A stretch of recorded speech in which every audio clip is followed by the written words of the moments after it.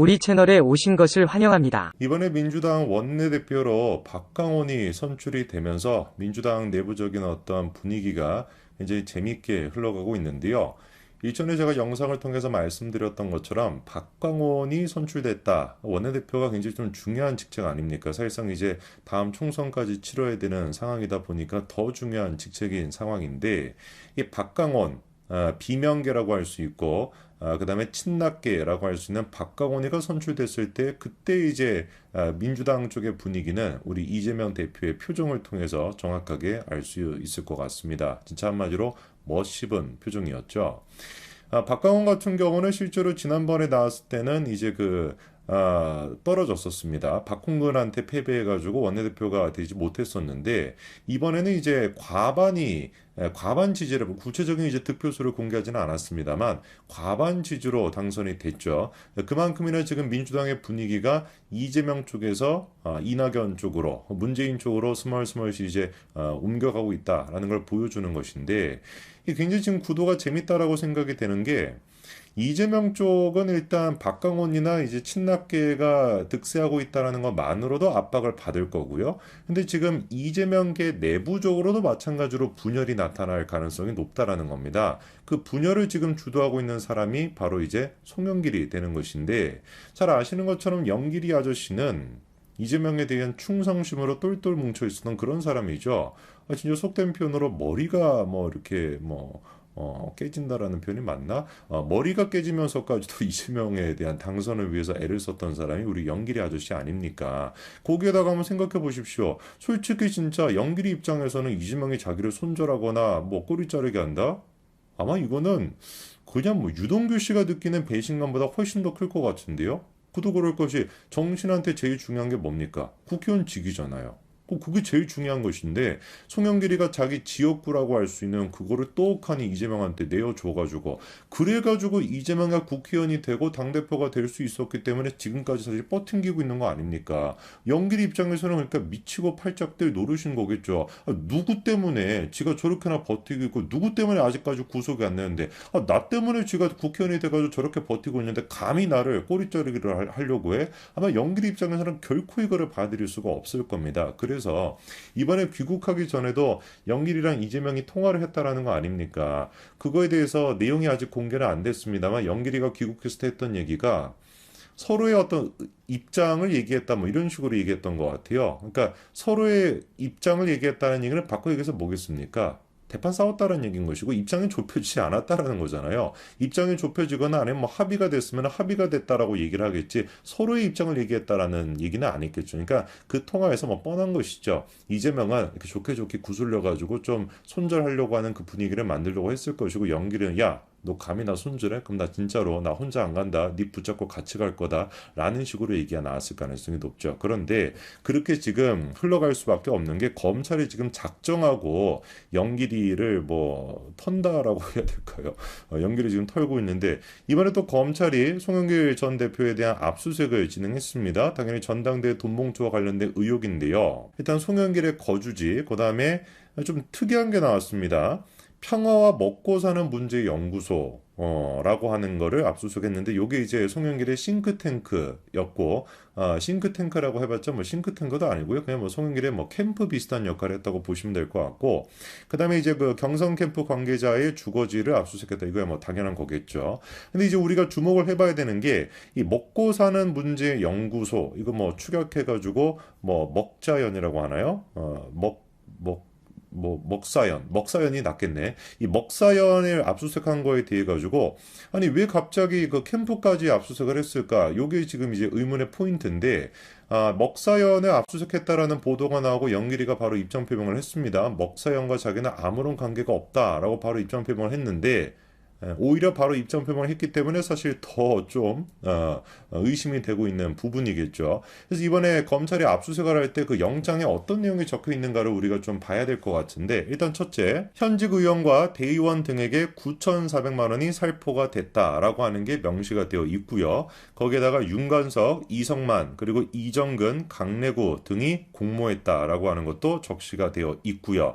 자, 그런데 여기에 적시가 돼 있는 거에다가 추가적으로 이번에 검찰이 확보한 내용이 뭐가 있냐? 잘 아시는 것처럼 이미 이정근 씨가 구속이 되어 있는 상태입니다. 그리고 이제 계속해가지고 검찰이 협조적인 모습을 보이고 있잖아요. 그래서 이정근 씨한테 자료를 받거나 내용을 들었다는 얘기는 안 나오고 있습니다만 검찰이 일단 정황을 포착하고 그리고 내부자 진술을 확보했다라고 하는데 그게 아마 이정근 씨 가능성이 높긴 하죠. 어쨌거나 근데 그 진술의 내용이 뭐냐면 9,400만 원이 끝이 아니라는 겁니다. 9,400만 원에다가 플러스 알파가 있다라는 것이고 그 플러스 알파가 다른 게 아니라 송영길의 먹사연, 먹고 사는 문제 연구소 요거랑 연관이 되어 있고 더 나아가 그 플러스 알파는 직접적으로 송영길이가 자기가 직접 살포했다라고 하는 게 검찰이 지금 확인하고 있는 내용인데요. 자, 그럼 그 근거가 무엇일까? 9,400만 원 플러스 알파라고 했었을 때 그 플러스 알파에 대한 거에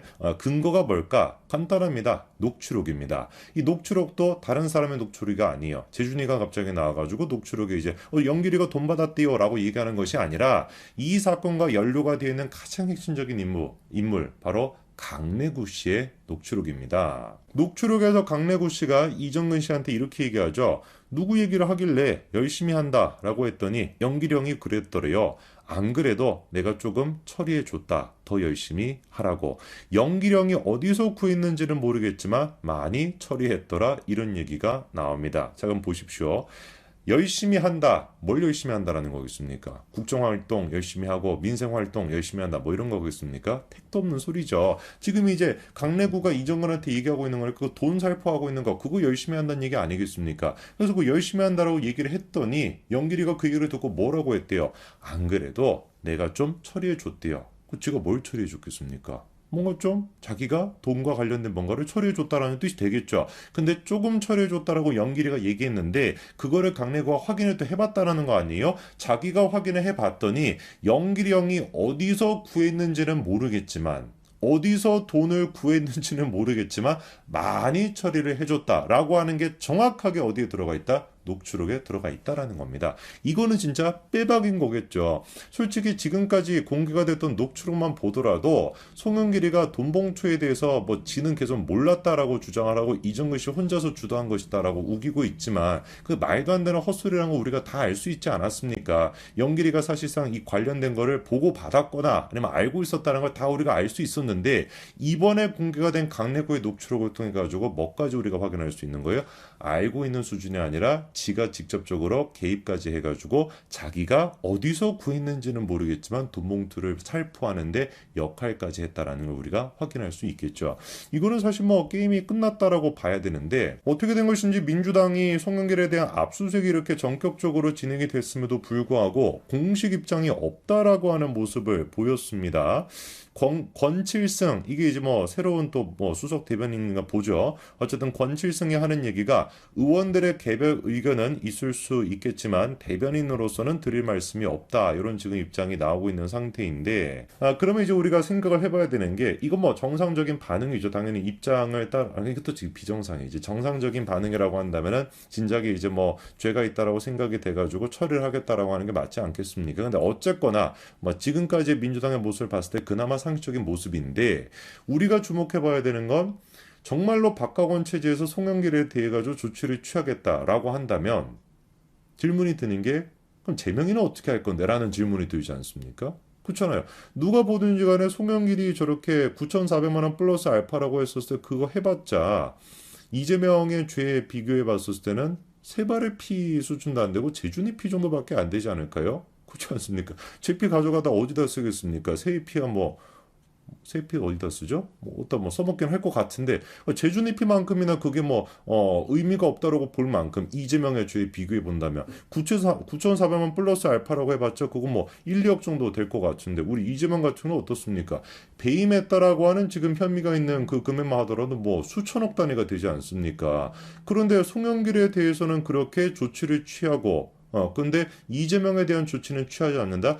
바로 대번에 박광원 체제가 흔들릴 수밖에 없겠죠. 그리고 그거를 누가 가만히 두지 않겠습니까? 친낙계가 가만히 두지 않을 것인데, 근데 민주당은 지금 어떻게 돼 있는 상태이다? 친명계에서 친낙계로 개편이 되고 있는 그런 상태거든요. 그래서 이재명이는 어떻게 해서든지 간에 지금 송영길을 좀 꼬리 자르기를 하고 싶어 하는 것 같아요.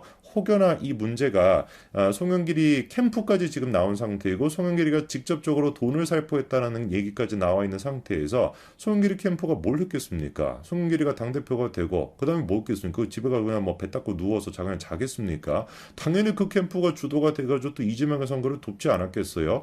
그래서 이 문제 자체가 그냥 송영길의 문제로 끝나는 것이 아니라 이재명으로까지 번질 수가 있고, 그리고 이재명의 선거까지도 번질 수가 있다는 게 염려가 돼서 그런 것인지 열심히 지금 송영길을 손절하려고는 하고 있습니다만, 이게 이제 결과적으로 봤었을 때 이재명이가 송영길을 손절해가지고 송영길이가 나가리가 되거나, 민주당 박강원 체제가 송영길을 뭐 손절해가지고 송영길이가 나가리가 되거나, 뭐가 되든지 간에 영길이는 나가리가 되겠죠. 그럼 영길이가 나가리가 된다면 동시에 누가 나가리가 될 수밖에 없다? 이재명이 나가리가 될 수밖에 없는 그런 구조라는 것이죠. 글쎄요, 우리는 한번 재밌게 지켜봐야 되겠습니다만, 영길이가 과연 혼자 갈까요?